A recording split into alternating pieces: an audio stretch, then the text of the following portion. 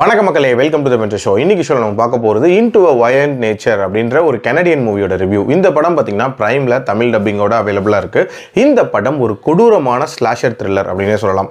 அதாவது தமிழில் அதிசய மனிதன் அப்படின்ற ஒரு படம் வந்துச்சுல, கிட்டத்தட்ட அந்த மாதிரியான கதைக்களம் கொண்ட ஒரு படம் தான். இதில் அந்த மாதிரியான கொடூரனா ஜானி அப்படின்ற ஒரு நபரை காட்டுறாங்க. இவனை வந்து ஒரு இடத்துல புதைச்சி வச்சிருப்பாங்க. அவங்களோட அம்மாவோட செயினை எடுத்ததின் விளைவு அவன் உயிர் தெளிந்து திருப்பி வரான். வந்தவன் பார்க்குறவங்க எல்லாரையுமே கொடூரமாக கொலை பண்ணிகிட்டே இருக்கான். ஸோ இவன் ஒரு கேங்கை நோக்கி போகிறான். அந்த கேங்கில் யார் யார் இருக்காங்க, எதுக்காக அந்த கேங்கை நோக்கி போகிறான், அந்த கேங்கில் இருக்கிறவங்களுக்குலாம் என்ன ஆகுது, அண்ட் டுவர்ட்ஸ் த எண்ட் யார் சர்வே ஆனா அப்படின்ற மாதிரி நிறைய விஷயங்களை சொல்லக்கூடிய ஒரு படம் தான் இந்த படம்.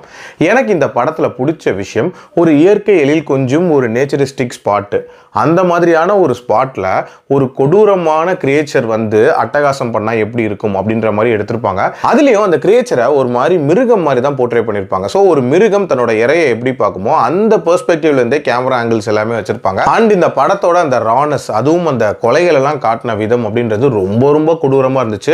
அதில் குறிப்பாக ஒரு பர்டிகுலர் காட்சி, ஒரு பொண்ணோட முதுகில் ஓட்ட போட்டு பண்ணக்கூடிய ஒரு காட்சி, அந்த காட்சி எப்படி இருக்குங்கிறத பாருங்க. உண்மையிலேயே பயங்கர டெரராக இருந்துச்சு அப்படின்னே சொல்லுவேன். அண்ட் இந்த படம் பயங்கர விறுவிறுப்பாக போச்சு. அண்ட் டுவர்ட்ஸ் த எண்ட் அந்த கிளைமேக்ஸை முடிச்ச விதம் அப்படின்றதும் ரொம்ப ரொம்ப நீட்டாக இருந்துச்சு. ஒரு மாதிரி பசில்டாக தான் முடிச்சிருப்பாங்க. அண்ட் டியூரேஷன் வைஸ் 1.5 மணி நேரத்துக்குள்ள லேக்லாம் இல்லாமல் ரொம்ப கிறிஸ்பாக அமைக்கப்பட்ட ஒரு படம். இந்த படத்தில் பெருசாக ட்விஸ்ட் அண்ட் டர்ன்ஸ்லாம் இருக்காது. ஒரு பரிச்சயப்பட்ட ஸ்லாஷர் ஜர்னர் தான். பட் ஸ்டில் எடுத்த விதம் அப்படின்றது ரொம்ப ரொம்ப நீட்டாக இருந்துச்சு. என்னோட ரேட்டிங் இந்த படத்துக்கு 3.5 out of 5. அடல்ட் கண்டென்ட்டை பொறுத்த வரைக்கும் இதோட கோரினஸ்க்காகவே இது ஸ்ட்ரிக்ட்லி ஃபார் அடல்ட்ஸ். மீண்டும் அடுத்த விமர்சனத்தில் சந்திக்கிறேன். நன்றி, வணக்கம்.